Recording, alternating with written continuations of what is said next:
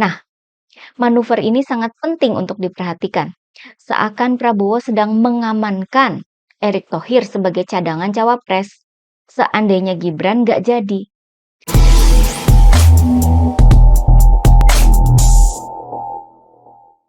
Halo guys, jumpa lagi dengan saya Nina Nor. Bersama kita mengulik dunia politik dengan awas, waras, dan cerdas. Rakyat diminta untuk menghadapi pemilu dengan riang gembira. Namun, gimana mau riang gembira? Lawong kita malah disuguhi permainan kotor, kasakusuk di belakang layar, dan cawe-cawe yang melanggar aturan. Walaupun seandainya yang didukung oleh Presiden Jokowi dengan cawe-cawenya itu adalah pasangan Ganjar Mahfud, kita tetap tidak bisa membenarkan adanya cawe-cawe sampai mempermainkan dan melanggar konstitusi. Bukan begitu cara mainnya ya. Kita ambil jalan yang lurus-lurus aja. Karena sebagai rakyat, memang hanya di sana kemampuan kita. Beda sama penguasa yang bisa cawe-cawe.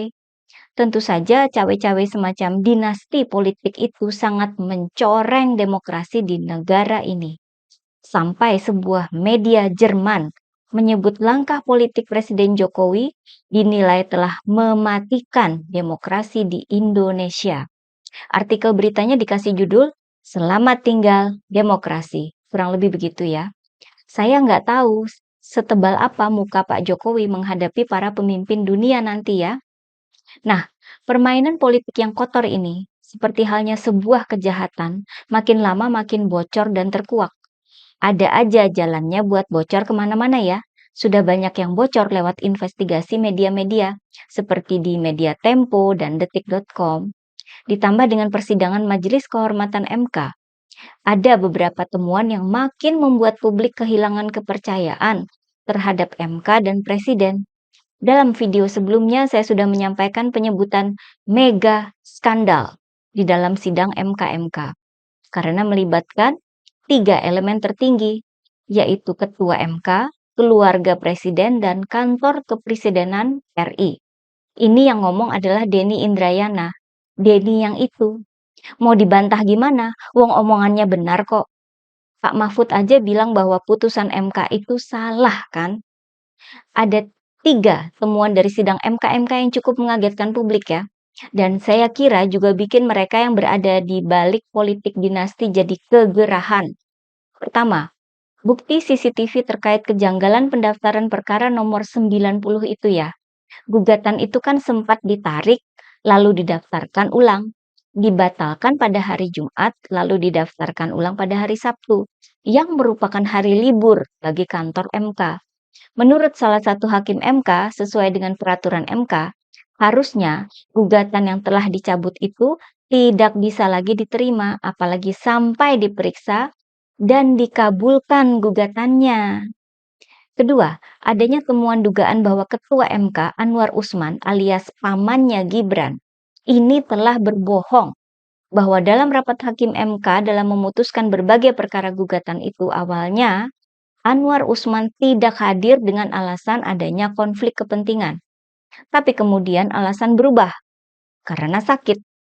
Diyakini oleh Ketua MK-MK, pasti salah satu alasan itu tidak benar alias adanya kebohongan. Ketiga, temuan bahwa dokumen gugatan perkara nomor 90 itu ternyata tidak ditandatangani oleh kuasa hukum maupun yang mengajukan, yakni Almas Sakibiru. Wah, ini gimana sih? Nggak usah perkara hukum di MK ya, urusan kontrak antar dua pihak saja mesti ditandatangani. Kalau nggak ada tanda tangan, jadi perkara gaib dong. Kok MK bisa bersidang dan mengeluarkan putusan berdasarkan gugatan gaib macam ini ya? Udah salah prosedur banget kan itu? Nah, entah karena banyaknya bocoran yang sudah dimuat oleh media, entah karena beberapa temuan di sidang Majelis Kehormatan MK yang berpotensi dibatalkannya putusan perkara nomor 90 itu, atau bisa jadi sekedar keceplosan karena minimnya pengalaman dalam politik. Kaisang, adiknya Gibran, yang sekarang menjabat sebagai Ketua Umum PSI, mengeluarkan pernyataan yang blunder ya. Ketika ditanya oleh media soal kemungkinan gagalnya Gibran jadi cawapres karena hasil sidang MK-MK, Kaisang menjawab bahwa PSI tetap di koalisi pengusung Prabowo, walaupun bukan Gibran yang jadi cawapresnya. Saya kira ini keceplosan ya. Harusnya Kaisang tidak menanggapi pertanyaan media. Bilang aja, dijawab nanti saja. Karena jawaban Kaisang bisa diartikan publik sebagai sebuah kode keras bahwa Gibran berpotensi gagal jadi cawapres sampai ke Pilpres 2024. Kaisang dianggap lebih tahu karena dia anak presiden dan dia adalah adiknya Gibran. Jadi apapun yang diomongin Kaisang bisa dianggap sebagai pertanda yang nyata. Apalagi sudah ada pernyataan dari pakar hukum bahwa MK-MK bisa membatalkan putusan MK atas perkara nomor 90 dengan dua mekanisme, yakni dibatalkan oleh MK sendiri atau oleh MK-MK ketika sudah memutus adanya pelanggaran kode etik. Pernyataan ini jelas dan masuk akal ya, apalagi yang melaporkan adanya dugaan pelanggaran kode etik itu oleh Ketua MK Anwar Usman, pamannya si Gibran, terdiri dari 16 guru besar hukum tata negara dan penasihat hukum. Ini nggak ngadi-ngadi ya, enggak main-main. Sebuah mega skandal. Ditambah lagi dengan adanya manuver Prabowo yang mendatangi Erick Thohir di rumahnya.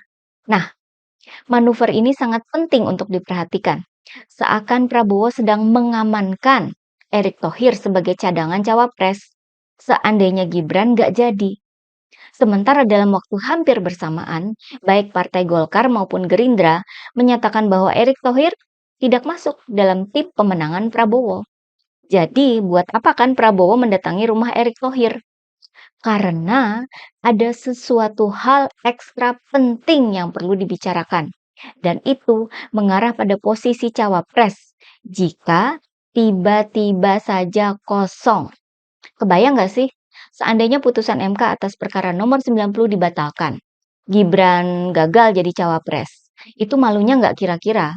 Karena pembatalan putusan MK itu kan pasti karena paman Gibran dianggap telah melanggar kode etik. Sang paman bisa dipecat dari MK. Gibran gagal jadi cawapres. Dan Presiden Jokowi lalu bagaimana? Apakah masih merestui atau berubah arah menjadi pihak yang menghukum paman Gibran? Kalau sampai ada kejadian itu ya, saya duga kita akan menyaksikan berbagai upaya untuk melindungi posisi Pak Jokowi beserta keluarganya. Kita lihat perkembangannya ya, apakah Majelis Kehormatan MK ini bisa memutuskan dengan fair, dengan adil, atau hanya panas di depan saja, lalu malah letoy di belakang. Tetap awas dan waras ya teman-teman. Kura-kura memang juara.